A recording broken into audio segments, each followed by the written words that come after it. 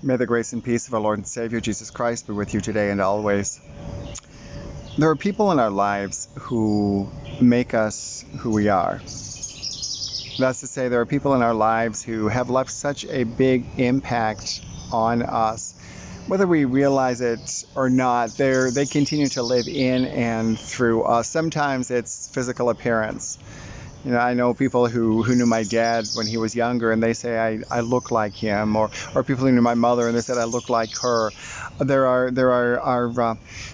characteristics as well. There's ways of thinking about the world, the ways that people have impacted us. I think about some school teachers I had, and their ways of looking at the world transformed my life. There are people who live on, as I said, who live on within us. The Old Testament lesson today is from the book of 2 Kings. It's a story about two prophets, the prophet Elijah and the prophet Elisha. Two names that are easily confused, and time of confession, there are times I have to stop and think, okay, is the story about Elijah or about Elisha?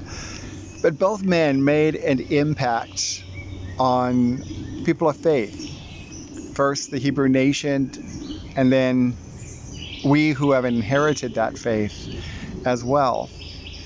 Now, today's story comes from 2 Kings chapter 2, and Elijah is at the very end of his ministry. And he's walking down the road with Elisha, and other prophets come up to Elisha and say, don't you know that today your master is going to be taken away from you? And Elisha says, yes, but let's not talk about that. And so they continue on as they cross over the river. And as they cross over the river, the time has come for Elijah to move, to go on.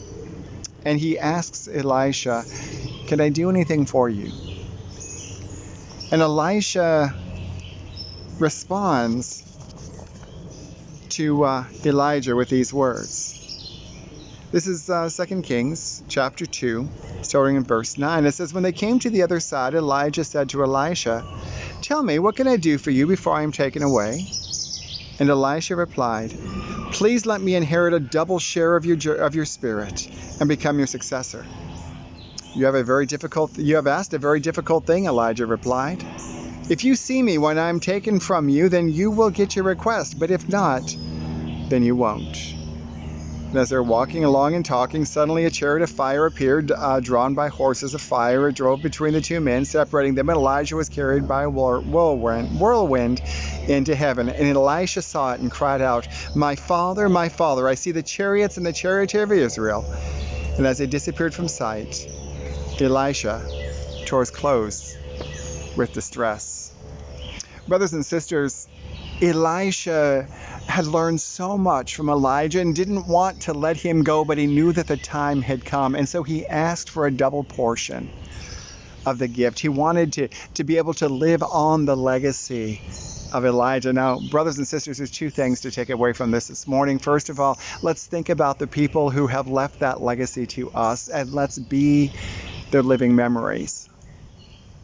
And at the same time, brothers and sisters, let us be for others people who are worthy to be emulated.